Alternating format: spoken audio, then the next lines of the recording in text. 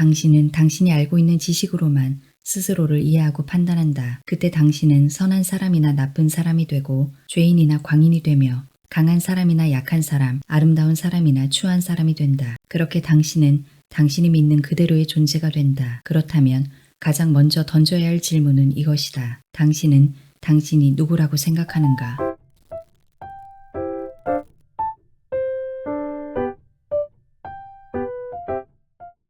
인간은 지난 수천 년 동안 우주와 자연을 이해하기 위해 특히 인간 자신의 본성을 이해하기 위해 분투해왔다. 이 아름다운 지구 행성에 존재하는 수많은 공간과 그 속에서 이어져 온 문화들 가운데 세계의 사람들이 보여준 행위들을 관찰하는 것은 놀라운 일이다. 그들을 이해하기 위해 우리는 다양한 노력을 기울이는데 그와 동시에 많은 것들을 만들어내기도 한다. 한 사람의 예술가인 우리는 진실을 변형하여 매우 놀라운 이야기들을 만들어낸다. 거대한 철학 체계를 구성하기도 하고 그토록 놀라운 종교들도 만들어낸다. 우리는 우리 자신을 포함한 모든 것에 대한 이야기와 미신을 창조한다. 지금의 논의를 관통하는 핵심은 우리는 그 모든 것들을 창조한다는 것이다. 인간은 창조 능력을 가지고 태어났으며 자신이 배운 언어를 매개로 끊임없이 이야기를 만들어낸다. 누구든 언어를 사용하여 자신의 생각을 형성하고 그렇게 형성된 관점을 외부로 표출할 수 있다. 우리의 삶에는 시시각각 수많은 사건들이 벌어지며 우리는 지각이라는 활동을 통해 그러한 사건들을 하나의 이야기로 조합할 수 있다. 자신의 인생 이야기부터 가족 이야기, 공동체 이야기, 국가 이야기, 인류 이야기, 심지어 온 우주에 관한 이야기까지 만들어낸다. 우리는 누구나 이웃과 공유하는 이야기를 가지고 있다. 메시지는 자기 자신을 향하기도 다른 사람에게 향하기도 한다. 또 주변의 모든 사람에게 향하기도 한다. 당신은 태생적으로 메시지를 전하도록 태어났으며 메시지를 만드는 것은 당신이 할 수 있는 가장 위대한 예술이다. 메시지란 무엇인가? 바로 당신의 삶이다. 삶이라는 메시지를 통해 당신은 당신이 주인공인 이야기를 만들고 당신이 인식한 모든 것에 관한 이야기를 서술한다. 당신은 마음속에 하나의 온전한 가상현실을 만들고 그 현실 속에서 살아간다. 당신은 생각을 할 때 당신의 언어를 사용한다. 그리고 의미를 표현하기 위해 수많은 기호들을 머릿속에서 조합한다. 당신은 당신 자신에게 메시지를 전하는데 당신이 그것을 진실이라고 믿는 한 그 메시지는 진실이 된다. 당신의 이야기는 당신 자신에 대해 알고 있는 모든 것이다. 내가 기술하는 이 문장을 읽는 당신은 인간으로 실제하는 당신이 아니고 당신이 당신이라고 믿는 그 인식 속의 당신이다. 알아챘을 수도 있지만 나는 지금 당신과 당신을 구분하고 있다. 그중 한 명은 실제하고 다른 한 명은 실제하지 않는다. 육신을 가진 당신은 실제한다. 그러므로 당신은 진실이다. 지식으로 축적된 당신은 실제하지 않는다. 그러므로 당신은 가상이다. 인식 속의 당신은 당신 자신은 물론 주변의 타인들과 도출한 합의 때문에 존재한다. 당신은 당신의 머릿속에 담긴 기호들로부터 나오며 당신이 사랑하는 사람, 사랑하지 않는 사람, 당신이 아는 사람, 그리고 대부분은 당신이 절대 모를 사람들의 생각으로부터 나온다. 당신의 머릿속에서 말하는 사람은 누구인가? 당연히 나 자신이라고 생각할 것이다. 하지만 말하는 사람이 당신 자신이라면 그 말을 듣는 사람은 누구인가? 당신의 머릿속에서 당신에게 말하는 사람은 지식으로 만들어진 당신이다. 실제하는 당신은 듣고 있다. 하지만 당신은 당신이 지식을 쌓기 훨씬 전부터 존재했다. 당신이 그 모든 기호들을 이해하기 훨씬 전부터 존재했으며 당신이 말을 배우기 전부터 존재했다. 그리고 말하는 법을 배우기 이전에 여느 어린아이처럼 당신은 온전히 진실했다. 당신은 당신이 아닌 것을 가장하지 않았다. 의식하지 못했겠지만 당신은 자신을 온전히 신뢰했으며 자신을 온전히 사랑했다. 지식을 배우기 전에는 당신 자신인 채로 온전히 자유로울 수 있었다. 머릿속에 들어와 있는 다른 사람들의 이야기와 의견이 존재할 수 없었기 때문이다. 지금 당신의 마음은 지식으로 가득 차 있다. 당신은 그 지식을 어떻게 사용하고 있는가? 당신 자신을 설명할 때 어떠한 언어를 사용하는가? 당신은 거울에 비친 자신의 모습을 보고 자신을 긍정하는가? 아니면 자신의 신체를 함부로 평가하고 세상에서 통용되는 상징의 언어들을 사용하여 스스로를 대적하는가? 키가 크거나 작고 살이 쪘거나 몸이 마른 것은 정말 사실인가? 당신이 아름답지 않은 것이 정말 사실인가? 당신 자체로 완벽하지 않다는 생각은 정말 사실인가? 당신은 당신이 자신을 함부로 판단하고 있다는 사실을 알고 있는가? 그 모든 판단들은 의견일 뿐이고 관점일 따름이어서 당신이 세상에 태어났을 때는 존재하지 않았다. 당신이 자신에 대해 생각하는 모든 것과 당신이 자신에 대해 믿는 모든 것은 당신이 그렇게 배웠기 때문이다. 부모와 형제자매와 사회로부터 그렇게 배웠기 때문이다. 사람들은 몸이 어떻게 꾸며져야 하는지를 시각화하여 보여주었다. 그들은 당신이 살아가는 방식, 되어야 하는 모습, 되어서는 안 되는 모습에 대해 그들의 의견을 제시했다. 그들은 메시지를 던졌고 당신은 그것을 받았으며 합의가 이루어졌다. 지금 당신은 당신이 누구인지에 대해 너무도 많은 생각을 가지고 있다. 하지만 과연 그것들은 모두 진실인가? 문제는 지식 자체가 아니다. 중요한 것은 왜곡된 지식을 믿는 행위다. 왜곡된 지식은 우리가 거짓이라고 부르는 것들이다. 진실은 무엇이고 거짓은 무엇인가? 실제하는 것은 무엇이고 실제하지 않는 것은 무엇인가? 당신은 이 둘의 차이를 구분할 수 있는가? 아니면 당신이 믿는 것을 실제하는 것으로 확신한 채 진실을 왜곡하는 머릿속의 목소리들을 그대로 믿고 있는가? 당신은 좋은 사람이 아니며 당신 자신으로는 결코 충분하지 않다는 생각은 정말 사실인가? 당신은 행복할 자격이 없다는 생각이 정말 사실인가? 당신은 사랑받을 가치가 없는 사람이라는 생각이 정말 사실인가? 나무가 나무로서의 의미를 벗어나는 경우를 생각해보자. 언어를 배운 이후부터 당신은 당신이 배운 지식의 최대치로 나무를 이해하고 판단하게 된다. 바로 그때 나무는 아름다운 나무, 못생긴 나무, 끔찍한 나무, 멋진 나무가 된다. 이러한 현상은 당신 자신에게도 그대로 적용된다.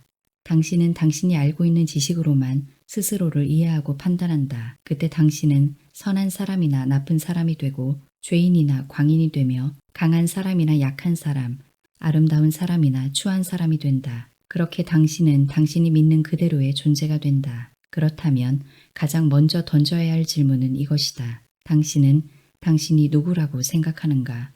당신이 자각할 수 있다면 당신이 믿는 모든 것을 보게 될 것이다. 그것이 바로 당신이 삶을 사는 방식이다. 당신의 인생 전부는 당신이 체득한 신념의 체계에 의해 지배된다. 당신이 믿는 모든 것이 당신이 경험하는 삶의 이야기를 구성한다. 당신이 믿는 모든 것이 당신이 느끼는 감정을 창조한다. 당신은 당신이 믿는 모습이 당신이라고 생각하겠지만 그것은 허상일 뿐 당신이 아니다. 실제하는 당신은 당신이 아는 모든 것을 넘어선 고유한 존재다. 실제하는 당신이 진실이기 때문이다. 인간으로서의 당신은 진실이며 물리적인 존재로서의 당신은 실제한다. 당신이 스스로에 대해 믿는 것은 실제하지 않으며 당신이 자신의 삶을 더 나은 것으로 만들고자 하지 않는다면 그것은 중요한 문제가 되지 않는다. 이것이 허구가 가진 진실이다. 어느 쪽이든 당신이 창조하는 삶의 이야기는 하나의 예술 작품이다. 놀랍고 아름다운 이야기라 하더라도 단지 하나의 이야기일 뿐이다. 그리고 그것은 기호를 사용하여 얻을 수 있는 최대치의 진실에 가깝다. 한 사람의 예술가가 자신의 예술을 창조하는데 옳거나 그른 것이란 없다. 단지 아름다움이 있거나 없으며 행복이 있거나 없을 뿐이다. 스스로를 예술가라고 믿는다면 다시 모든 것이 가능해진다. 당신의 삶은 캔버스고 당신의 언어는 그림을 그리는 붓이다. 당신은 어떤 그림이든 원하는 것을 그릴 수 있다. 물론 당신이 다른 예술가의 작품을 모사할 수도 있다. 하지만 당신이 그림붓으로 표현하고자 하는 것은 당신이 스스로를 인식하는 모습이고 세상 전체를 바라보는 방식이다. 당신이 그리는 것은 당신의 삶이며 그것이 어떻게 나타나는가는 당신이 어떤 언어를 사용하는가에 달려있다. 이것을 깨닫는다면 당신은 언어가 창조의 위대한 도구라는 사실을 분명하게 알게 될 것이다. 당신이 만일 자각을 통해 창조의 도구를 사용하는 법을 배운다면 언어를 매개로 하나의 역사를 만들 수 있다. 그것은 무슨 역사인가? 물론 당신의 삶이라는 역사다. 그것은 당신의 이야기다. 흠결 없는 언어로 말하라. 네 가지 지혜 가운데 첫 번째이자 가장 중요한 지혜에 대해 생각해보자. 흠결 없는 언어로 말하라. 언어는 창조의 능력이며 그 능력은 다양한 방향으로 나아갈 수 있다. 한 방향은 언어가 아름다운 이야기를 창조하는 흠잡을 데 없이 완전 무결한 곳으로 향하는데 그곳은 지상에 놓인 당신만의 천국이다. 다른 방향으로 가면 잘못된 언어가 주변의 모든 것을 파괴하는 곳에 이르게 되는데 그곳은 지상에 만들어진 당신만의 지옥이다. 하나의 상징으로서 언어는 신비로운 창조 능력을 가지고 있다. 언어가 사람의 인식 속에 이미지, 생각, 감각, 또 그 밖의 모든 것들을 만들어내기 때문이다. 말이라는 단어를 듣는 사람은 머릿속에 말의 이미지를 떠올릴 수밖에 없다. 이것이 상징이 가진 힘이다. 그런데 언어는 그보다 더 강력한 힘을 발휘할 수 있다. 대부라는 영화 제목을 들으면 많은 사람들은 영화 내용 전체를 머릿속에 떠올릴 것이다. 이것이 인간이 가진 신비로운 창조의 능력이다. 이 모든 것이 언어에서 시작된다. 이제 당신은 성경에 쓰인 다음과 같은 구절을 이해할 수 있을 것이다. 태초에 말씀이 계시니라.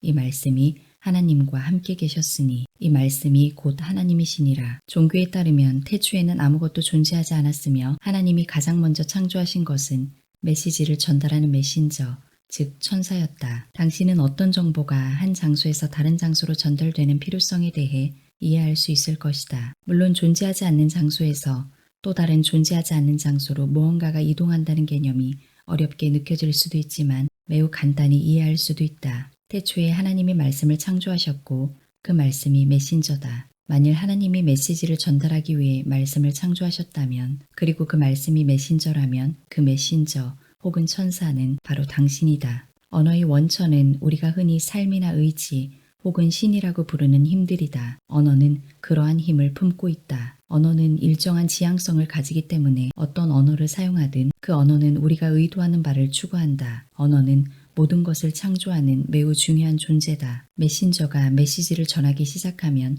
일순간 작은 소우주가 펼쳐진다. 하나님이 아담과 함께 걸으며 이야기한 성서 속 장면을 기억하는가? 하나님은 실제를 창조하시고 우리는 언어를 통해 그 실제를 재창조한다. 우리가 만드는 가상현실은 실제의 반영이다. 우리가 언어를 사용하여 실제를 해석한 것이다. 언어가 없다면 가상현실에는 아무것도 존재할 수 없다. 언어는 우리가 아는 모든 것을 창조하는 도구이기 때문이다. 글을 읽으며 알아챘겠지만 나는 지금 일부러 여러 가지 다른 표현들을 사용하며 이야기를 전개하고 있다. 따라서 서로 다른 표현들이 등장하고 있지만 그것들이 의미하는 바는 정확히 동일하다. 전 세계 모든 문화권에서 서로 다른 기호들을 사용하지만 그것들이 의미하는 바 역시 동일하다. 당신이 만일 기호 속에 의미가 담기는 과정을 숙고해 본다면 내가 전하고자 하는 말을 이해할 수 있을 것이다. 흠결 없는 언어가 매우 중요한 이유는 당신의 언어가 바로 메신저인 당신 자신이기 때문이다. 그 언어는 당신이 전하고자 하는 메시지의 전부다. 그 메시지는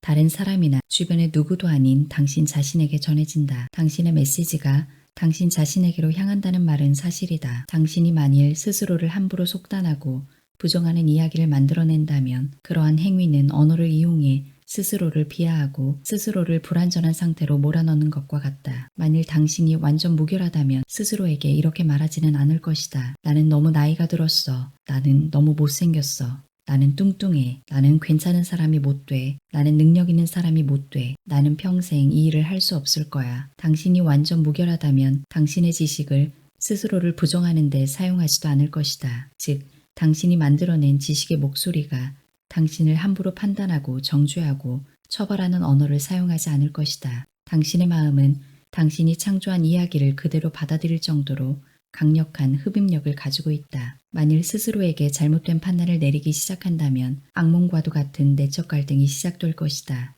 당신의 행복은 당신에게 달려있으며 당신이 언어를 어떻게 사용하느냐에 달려있다. 당신이 만일 화가 난 채로 타인에게 감정의 독을 품은 언어를 발설한다면 타인을 향하고 있는 것처럼 보이는 그 언어가 실제로는 당신을 향하게 될 것이다. 당신의 행위는 상대방에게도 같은 반응을 불러일으킬 것이고 그 사람도 당신을 대적하게 될 것이다. 당신이 만일 누군가를 모욕한다면 당신에게는 그에 대한 반작용이 생겨날 것이고 심지어 그 사람이 당신에게 해를 가할 수도 있다. 당신이 만일 갈등을 부르는 언어를 사용하여 신체에 해를 입게 되었다면 그것은 명백히 당신의 언어가 당신을 대적한 결과다. 흠결 없는 언어로 말하라는 이야기는 언어가 가진 힘을 자신을 대적하는 데 사용하지 말라는 뜻이다. 당신의 언어에 흠결이 없다면 당신은 당신 자신을 배반할 수 없다. 자신의 언어를 스스로를 비하하거나 타인을 험담하며 감정의 독을 퍼뜨리지도 않을 것이다. 험담은 인간 사회에서 의사소통의 큰 부분을 차지하며 이를 접하는 우리는 동의하는 방식으로 타인을 비판하는 법을 배운다. 어린 시절 우리는 어른들이 자신의 주변 사람들을 험담하는 모습을, 심지어 알지도 못하는 사람들을 비판하는 모습을 지켜본 경험이 있다. 하지만 당신은 이제 누군가의 의견이 진실을 반영하지 않는다는 사실을 알고 있다. 그들의 주장은 단지 그들의 관점일 뿐이다. 당신은 당신이라는 삶의 이야기를 만들어가는 창조자라는 사실을 기억해야 한다. 당신이 만일 흠결 없는 언어를 사용하게 된다면 그 뒤로는 그저 자신을 위해 전교될 이야기를 상상하기만 하면 된다. 당신은 자신에게로 향하는 진실과 사랑의 언어를 구사하게 될 것이다. 당신은 모든 생각과 행위와 언어들 속에 당신의 진심을 담아 자신을 설명하고자 할 것이며 당신의 삶에 대한 이야기를 진술하고자 할 것이다. 그렇게 된다면 어떤 일이 벌어질지 상상해보라. 진정으로 아름다운 삶이 펼쳐질 것이다. 다시 말해 당신은 행복을 누리게 될 것이다. 이처럼 언어에 흠결이 없다는 것은 일상적인 의미보다 훨씬 깊은 뜻을 담고 있다. 언어는 순수한 마법과도 같은 존재여서 당신이 첫 번째 지혜를 받아들인다면 당신의 삶에도 마법 같은 일이 벌어질 것이다. 당신의 의지와 욕망이 순항하기 시작할 것이다. 장애물이 사라지고 두려움이 없어지며 오직 사랑만이 함께할 것이다. 당신은 평온의 한가운데서 모든 것에 자유롭고 충만한 삶을 영위하게 된다. 이 한 가지 지혜만으로도 당신은 당신의 삶을 개인의 천국으로 변화시킬 수 있다. 어떤 언어를 어떻게 사용하는지 언제나 고심하여 종국에는 당신의 언어와 더불어 완전 무결한 사람이 되어야 한다.